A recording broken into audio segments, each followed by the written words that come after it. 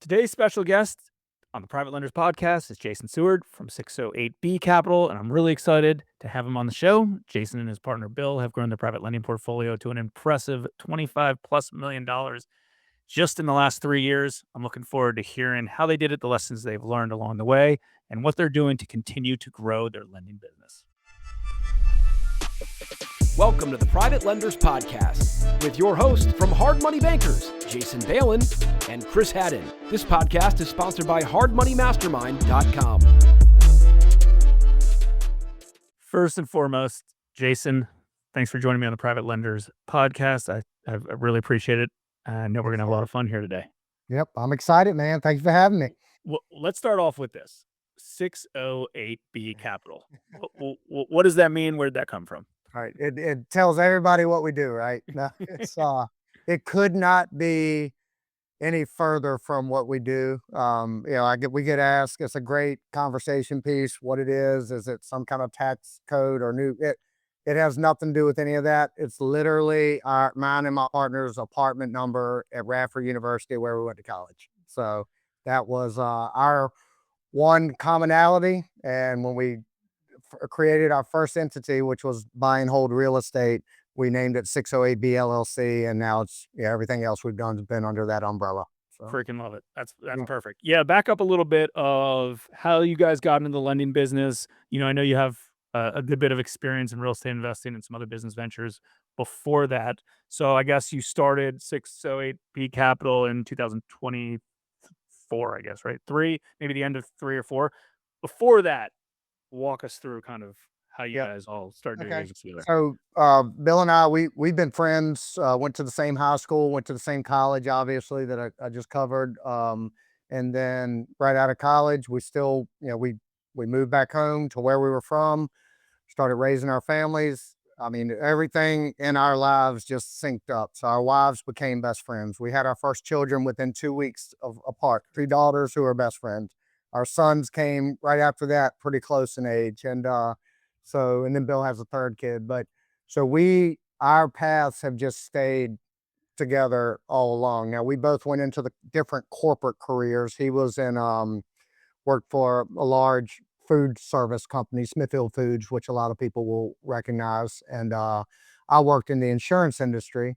And then, I don't know, probably 12 years into those careers, I had always dabbled myself, independent of Bill, in real estate, but it was never with a strategy. So a deal would come up in my hometown, I'd buy it, figure it out, but never with a game plan.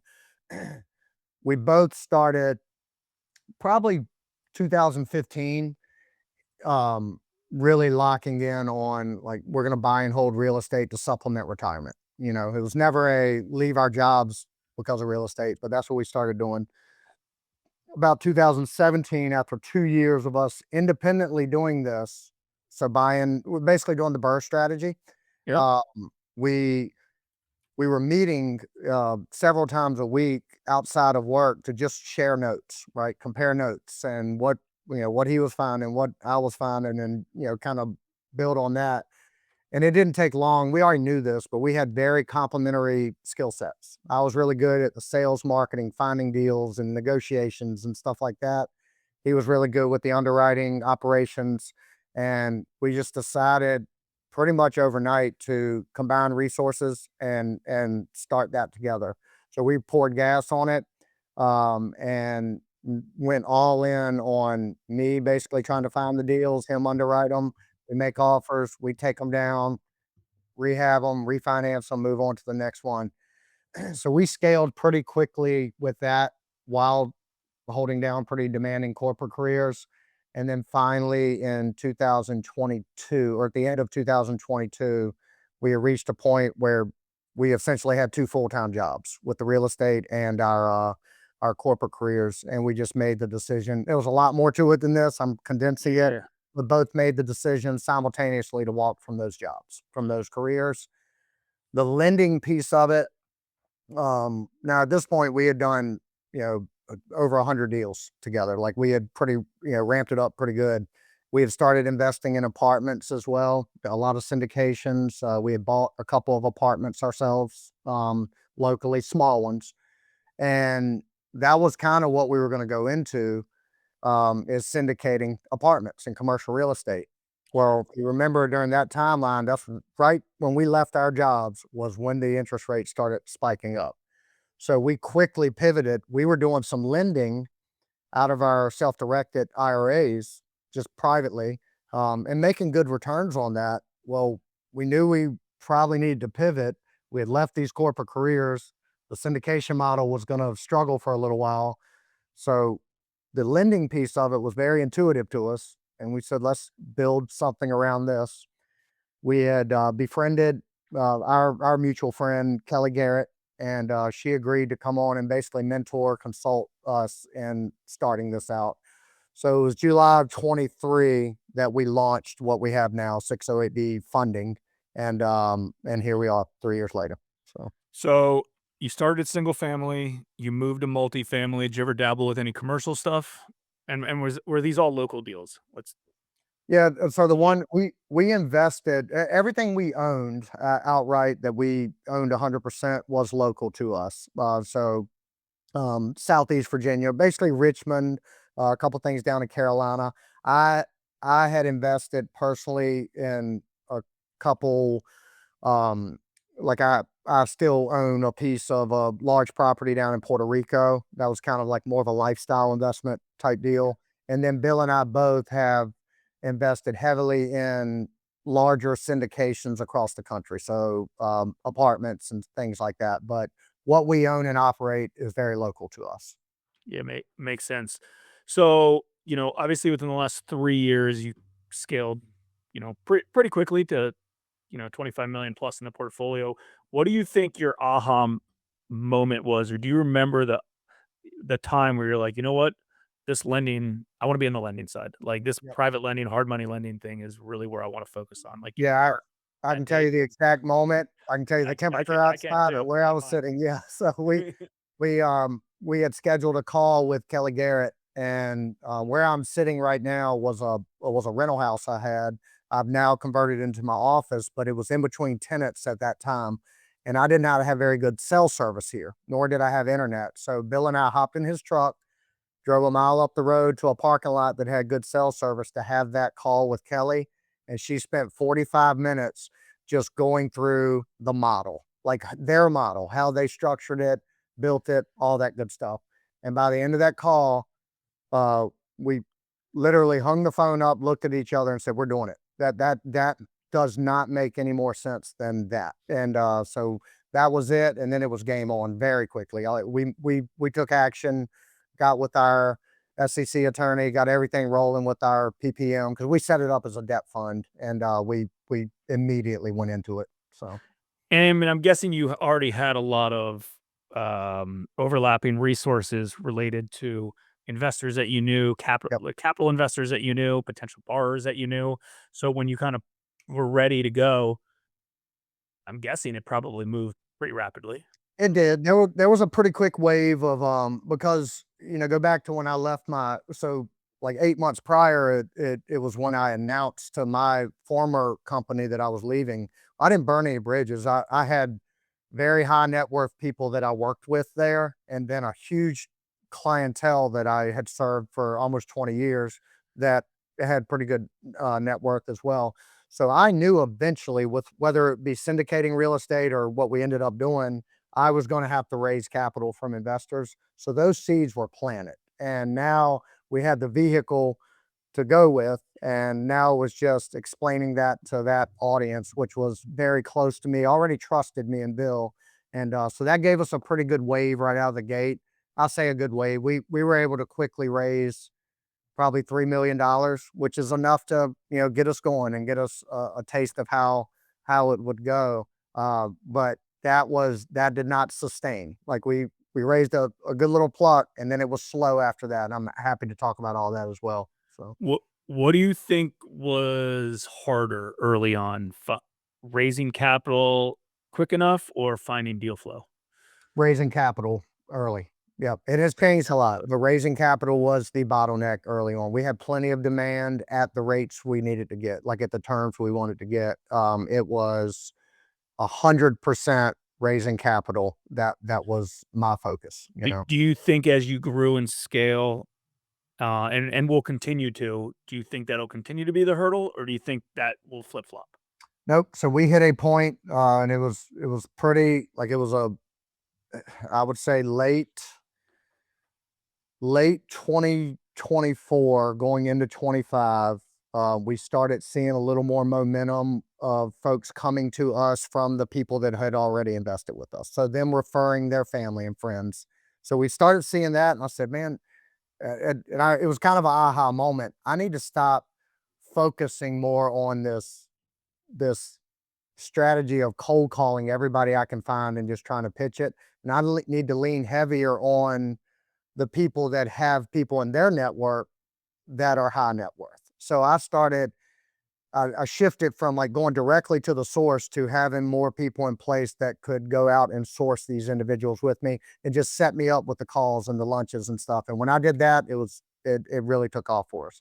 Now, since about October of 25, so call it 9 months ago, I have not had to, not one time, go out and proactively, like, we've had a wait list of investors. So it's just when we need more capital, we say first come, first serve. We're taking in another 2 million. It comes in overnight. Like it's they are ready for us. So that's a different place.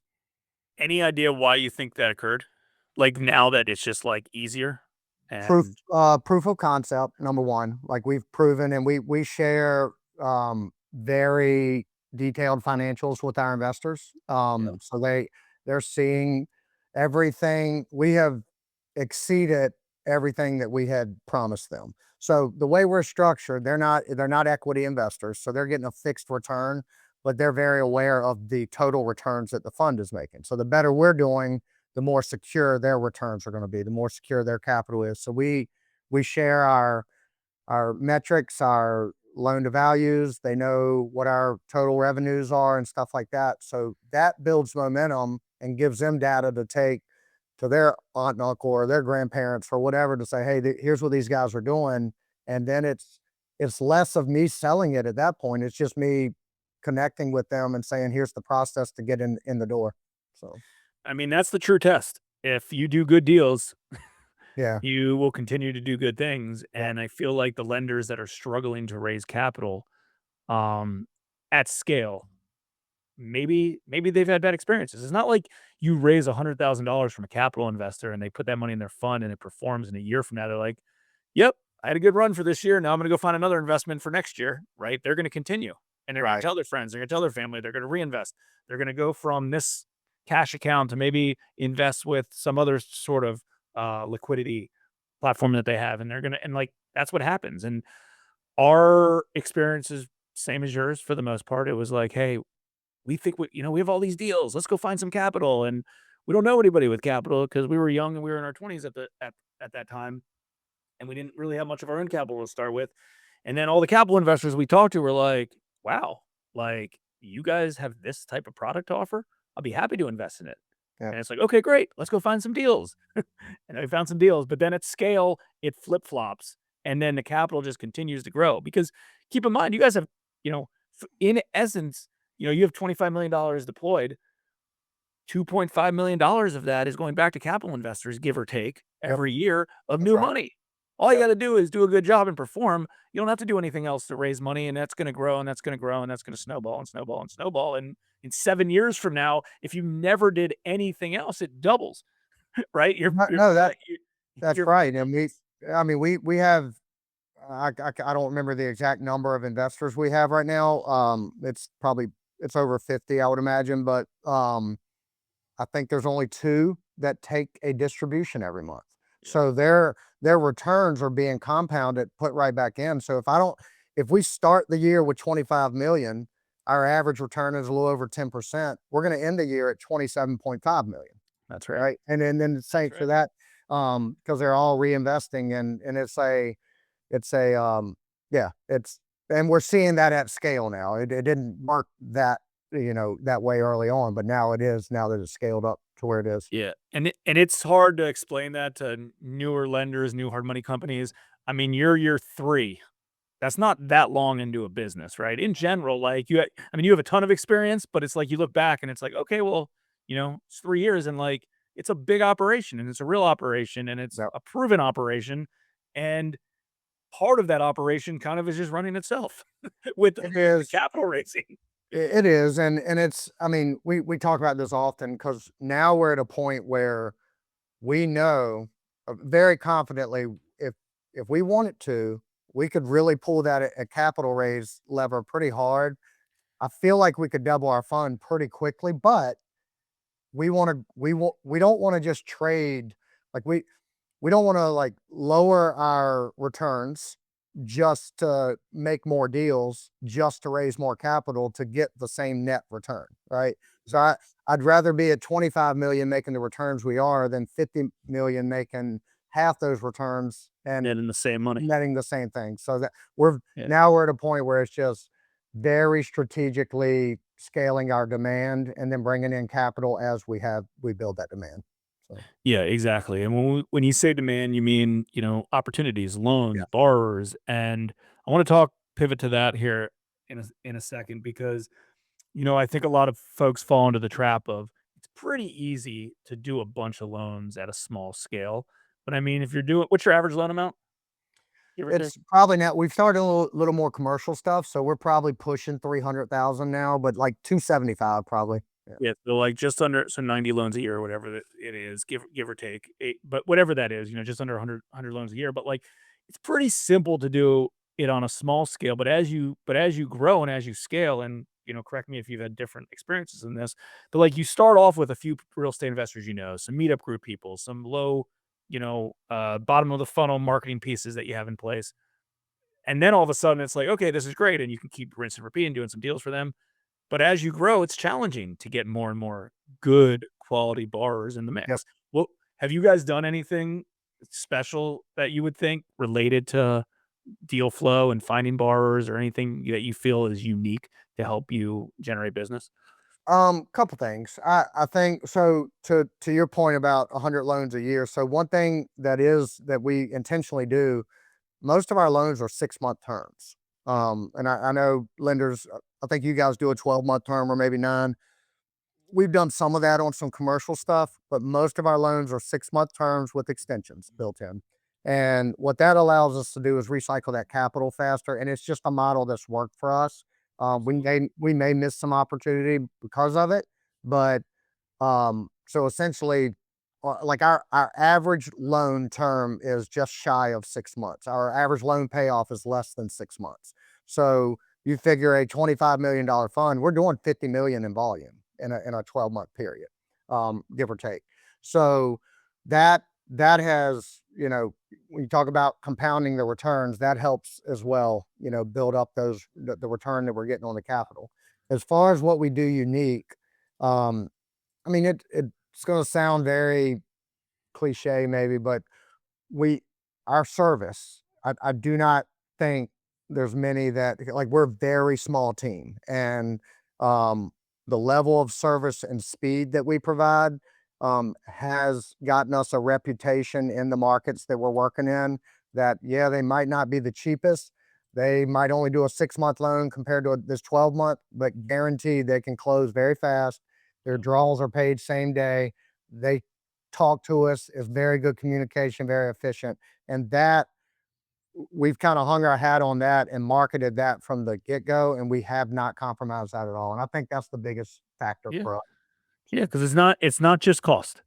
Yep. There's a lot of other things that take into consideration.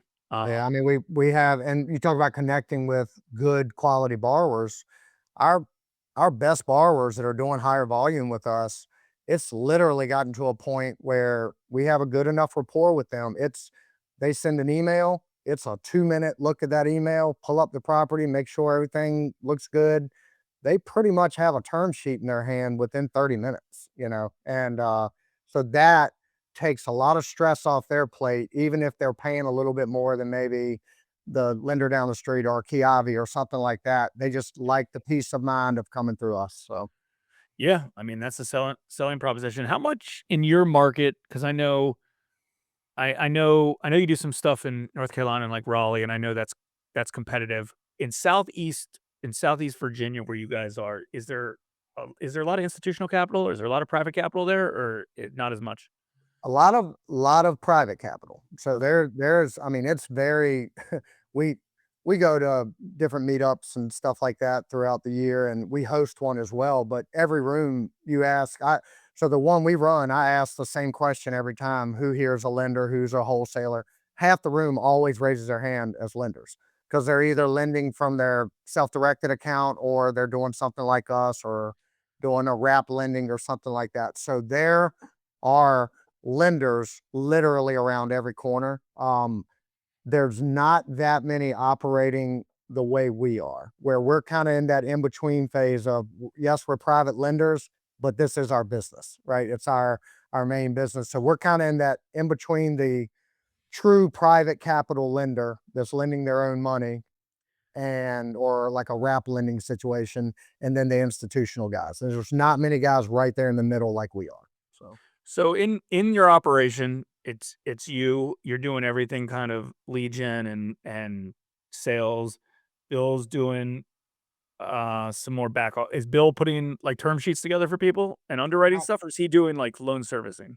yeah, so Bill will come in on the underwriting side, just doing like little quirky deals at this point. Like the one-offs that Brandon, who's running our operations, who's my brother, Yep.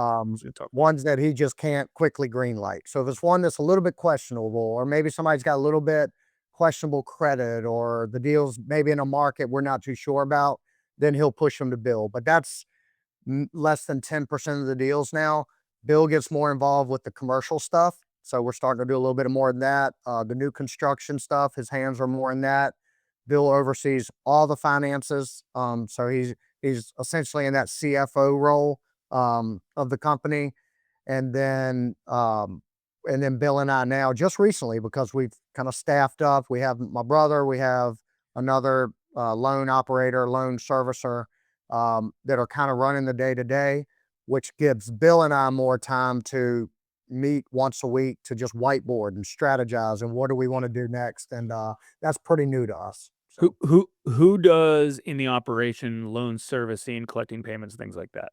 that would be well, her title is Ashley, but her title is like, I think, loan servicer or loan. Got it, okay. Yeah. So you have so someone that runs point on all that stuff. correct. So our process, loan comes in or application comes in, it's either me or our guy Tim that's going to immediately call them and do the pre-screening. So we're going to ask all the general underwriting questions, make sure the numbers match up to the application. If we pass it on, then it goes to Brandon. He's going to do the deeper underwrite. He's going to pull comps. He's going to do everything there, get it all the way to a term sheet.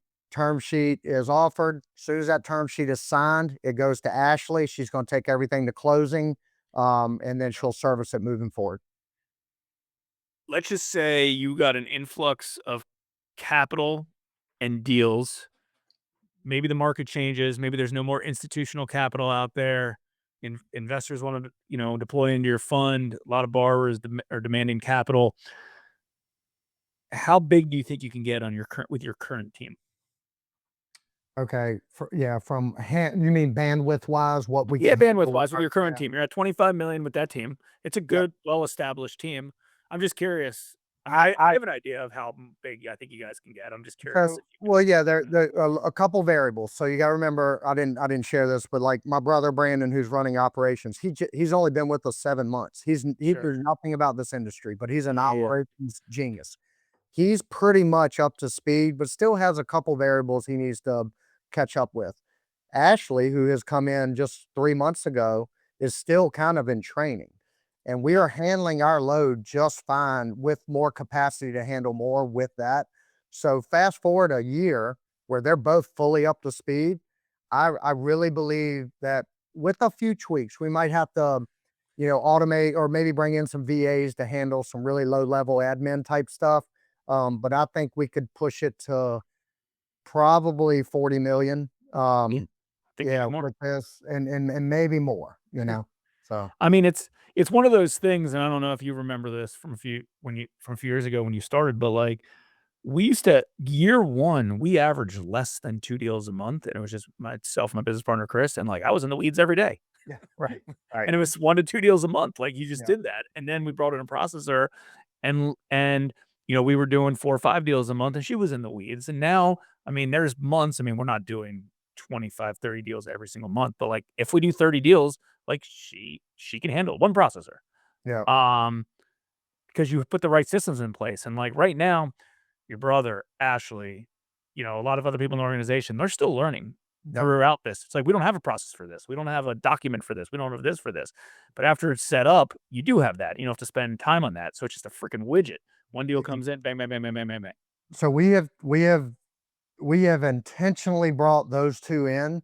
Obviously, so a little backstory. I knew what my brother had. I knew what he did in his former career, obviously, but Ashley worked with me for 13 years in my former career. I worked side by side with her, so I knew what skill set she brought. Both of them brought the skill set of see a task and immediately start thinking of a more efficient way to handle that task and then implement those processes without a lot of like we don't have to oversee much of that. So every single thing that Bill and I had been doing super clumsy just getting through it, they have already reduced the time that it takes to do that. So that'll just continue compounding. So yeah, I do believe we could push it up pretty good. And then we trust them to be honest with us and say, all right, guys, we're about at our capacity. It might be time to bring on another processor or, whatever the case may be.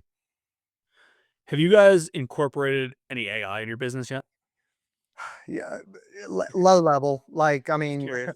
yeah, it is probably one of the top topics we talk about that we have not taken much action on, Yeah, because it's not easy. Just yeah. curious. And so we use Lender, and Lender is starting There you to go. implement They have some a lot of AI built into that. yeah, right. So that helps. Um, we see we see a lot of opportunity and areas where we should easily be able to implement AI. None of us are very well versed in it. So it's almost at a point where, and Bill and I talk about it a lot recently, we're almost at a point where it may be worth bringing in kind of like an AI consultant to dissect what we have and help us figure out Yeah. where we can implement and get it going. But to answer your question, very little. I mean, we use Chat GPT and Claude and all that to help with some marketing stuff. There you Uh, go. That's about it. you know. Yeah, I mean, the fascinating part about some AI stuff that I've tried to learn and be aware of is listening to use cases that other people are doing to see how they're using it, because like, Mhm. you just don't know what you don't know on it. And what I've realized is I started digging in on some stuff like, oh man, that's awesome. I should just do that, or we should automate this, or we should do this, or all of our term sheets. Um, we need additional e-signatures for this particular thing, but we don't want to run it through this platform because we don't need it in our servicing side. I need it for this side. Let's do this. Just little things. And like after you learn that, the best way for me personally, and I think you could probably some people on your team probably could see this as well. Instead of trying to just like learn AI, it's like, let me hear what other people are using AI for. Yeah. And after I learned and that's why I was asking if you guys are using it for anything, because I like to hear what other lenders, real estate investors, business owners are using AI for, marketing firms, because I'm like, oh shit, that makes sense. Yep. I'll tell you something that we implemented in. I mean, we talked a week ago because I was on your podcast a week ago, and like literally since then, this whole thing has been implemented because it was that important inside our business, and I would never have guessed that. Uh, until I heard this on a podcast recently.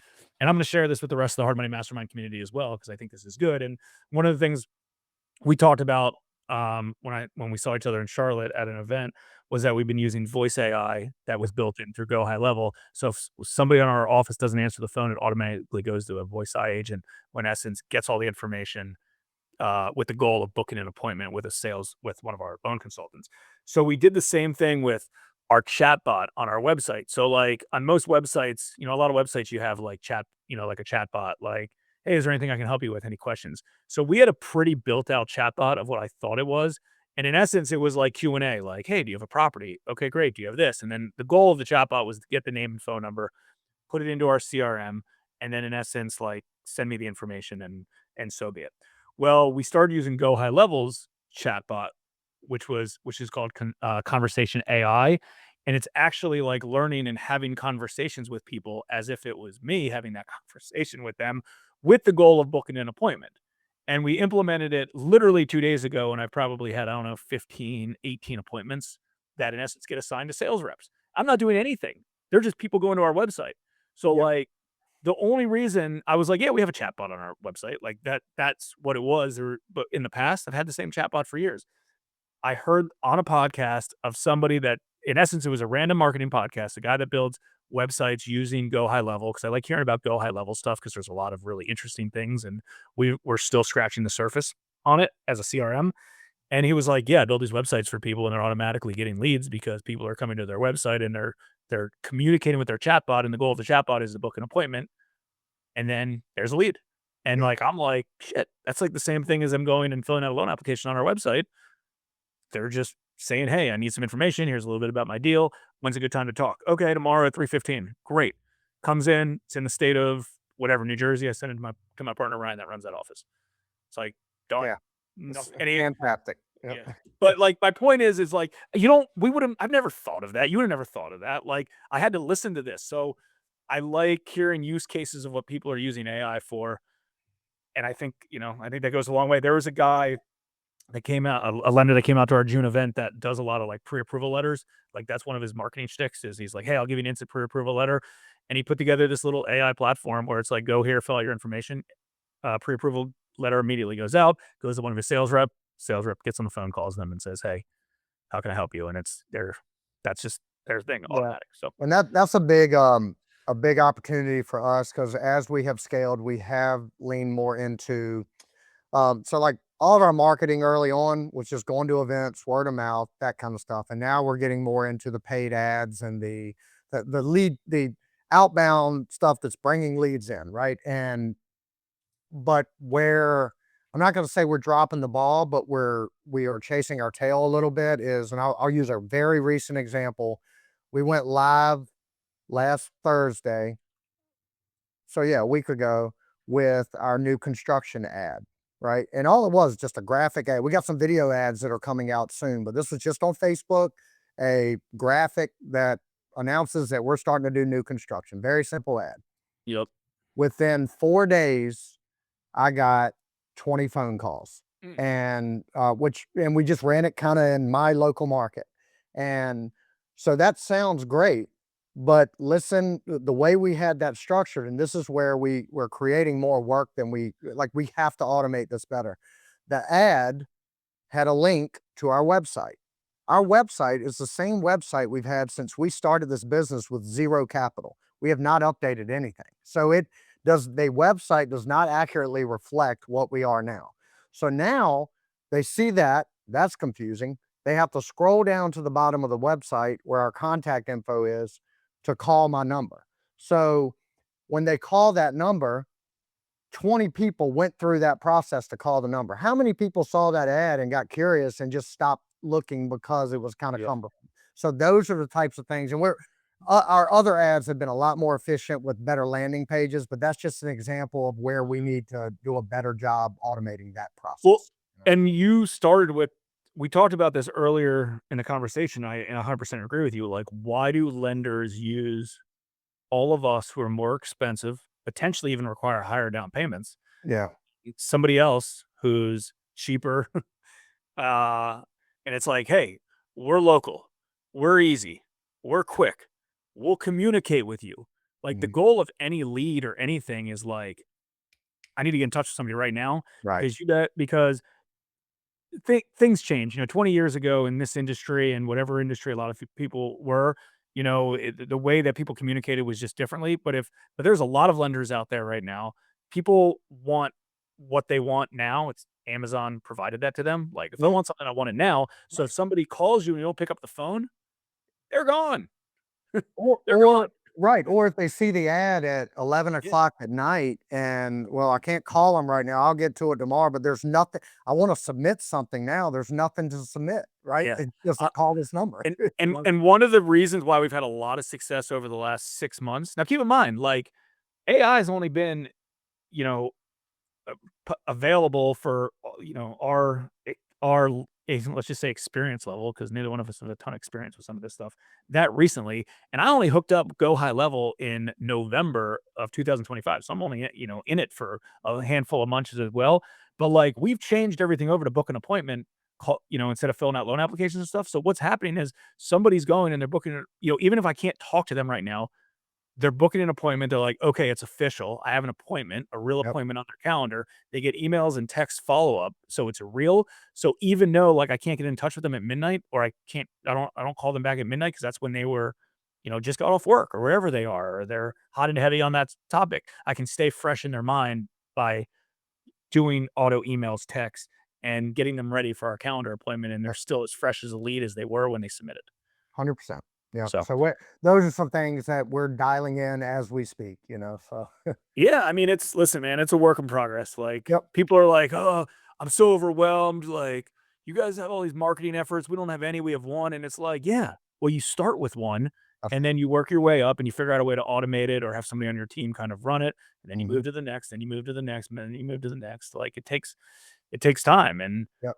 And listen, like, everybody wants to grow so, so, so, so fast. And that's a you know I'm sure you've done loans that you wish you didn't do. We've certainly done loans that we wish we didn't do, and with experience, that happens. That comes. I mean, I know lenders that have grown gigantic portfolios very, very quickly, and then they look back and they're like, "Man, I shouldn't have done most of these deals because I haven't seen them cycle through yet." Yeah. Yeah, no, I agree, and there have been a few, a handful that I mean, obviously, we've had a couple foreclosures, and we can see what we did wrong, That's right? right. And what we've learned from that. I will say we haven't done too many that we look back on and say we shouldn't have done that, and it's because a lot of that has to do with, um, we have investor capital, right? And it's not like I'm way less risk adverse with my own money, right? But when I'm dealing with an investor's capital and I'm showing them, I'm exposing what we're doing with their money pretty regularly, I've got to be buttoned up and show a good performance there. So, yeah, we're very careful with that. Thankfully, my partner, Bill, is ultra conservative and he's training, the operations side to be the same way. My brother's the same way. So and I just keep my hands out of that basically. So, All makes sense. What are the next steps for 608B Capital? I know you're at a point right now where you're like, "Hey, we got a lot of money deployed. We've got some sideline money. We want to make sure we're only lending on good opportunities." Like, where do you think what would you say your goal would be for the next 12 months and then the next 5 years, call it? yep. So we're in a good spot because our goal from the start, we knew that 20 million in capital with the returns that we were getting on that capital, which we've exceeded. We knew that that was our point where my partner and I were back whole essentially. We're making the revenue, the income that we need to make to overtake the job we walked away from. So 20 million was that mark. So we've accomplished that goal. So now we can be very strategic knowing that, we're okay. We could stay right here forever and be just fine. So there's not that pressure to grow it fast. So now it's a lot more strategic. And now our goals are not so much tied to how much capital we have under management. It's more tied to what that bottom line revenue looks like. And that is so the, like I said earlier, we now it's a little bit more addition by subtraction. We're being very selective with our deals. We are not trying to just go make more loans so we can bring in more capital. Like I mentioned, we're doing a little more new construction and commercial now. We're being super conservative and strategic with that, right? So we could go and open that up and do all kinds of loans and bring in 10 million more dollars. So as far as goals go, I can't sit here. Probably by the end of the year, we'll have a very clear goal with what the next year looks like. But as it is right now, it is to grow, but grow in a way that is only growing because the demand is there. So the focus is just creating demand that gives us the same return or better that we're already getting. So if that means by the end of the year, we're sitting at 25 million in capital, but So be we're it. making 1% more on that because we've dialed things in better. Great. So I 5 years, 5 years, I can kind of visualize. This wouldn't have anything to do with numbers, but Bill and I both would like to be at a point where we don't we don't visualize selling this company. So we're not building this to sell, but we do want to have it to a point where it is a sellable company, if needed, which means Yeah. it is running whether we're there or not, but we don't ever intend anytime soon to not be there, if that makes sense. Yeah, and it's an investment vehicle where you can deploy all your own personal money, family monies, your friends' money. Exactly right. And That's the that big is goal of this. And converting that investor capital to more of our own capital is a big piece of it because those returns get pretty robust when you're not having to pay investor oh, yeah, returns on it. no doubt. And I Yeah. mean, I don't know if this will happen inside our business, but the goal, our big goal has always been, when I say big goal, it wasn't the goal for the first 2 or 3 years because I was naive and didn't know, but for the last 15 years, it's been, well, if we can self-fund this whole thing, we can do half as much volume and make Bingo. same amount of money with half as much risk. Right. Bingo. That's it. Yeah. And you don't need an investor relations department or fund. You don't really need anything. It's just you. What That's I just like, but I but we all like found it that. too. But I love my investors. I Us too. love the excitement of, I mean, they're fired up about the returns they're getting, and they screaming from the mountaintop about it. So we're getting more opportunity there too. That's right. So, And that's where that came from. It's one of those things that you think of it like that, and it'll never really end up happening that way because your investors would be pissed off at you if they worked with you for a decade, or in our yeah. case, almost 20 years, and then they're like, I don't want my freaking money back. Like, Yeah. we want to keep these things rolling. So Absolutely. no, no, Jason, this has been great. What's the best contact information for 608B Capital or yourself? Maybe someone interested in, who knows, Yeah. investing with you or partnering with you or borrowing money from you. Who knows? Yep. Who knows? But at some capacity, what's the best way for them to reach out? So, I mean, me directly, and I'll share all this here because it's everywhere, but my email address is jason@608B as in boy capital.com. So I know that's a mouthful, but 608bcapital.com. And then my cell number, 757-817-7165. We are on all the social media channels at 608B Capital Group. So that'd be Facebook, Instagram. I think we have a TikTok. I have no idea. We don't run any of that. So, I don't know where all that stuff is, and then our very outdated, soon to be updated website is 608bcapital.com. So, No, this has been great. I appreciate you spending the last almost 45 minutes with me. I know a lot of the members of our community at Private Lenders Podcast and Hard Money Mastermind would do as well. It's always great to interview, real operators that understand this business. Real quickly who understands the lending business, who doesn't. yeah. Who are the Right. brokers, who are the lenders. Right. You've been through everything. Like what's what. So our whole community appreciates it as well. And yeah, looking forward to it. And thanks again. Yeah, we appreciate you too, man. You've been a big newer piece of what we're doing with your mastermind and this podcast. Our whole team, that they have homework every week to make sure they listen to your podcast. So, and none of them know that I'm coming on it, so that'll be a nice surprise for them to hear it. So, They're gonna see it yeah, soon enough. Maybe I'll get creative with the title or something. So, there you go. and not put. Yeah, I I appreciate it. appreciate it, dude. Thank you for joining us on this Private Lenders Podcast episode. Please note that opinions stated by all the speakers on this show are only opinions and not legal, financial, or accounting advice. Please make sure to always check with your own legal, financial, and accounting professionals. If you enjoyed this episode of the Private Lenders Podcast, we would appreciate it if you could spread the word. Make sure to check out hardmoneymastermind.com, the #1 community for all private and hard money lenders.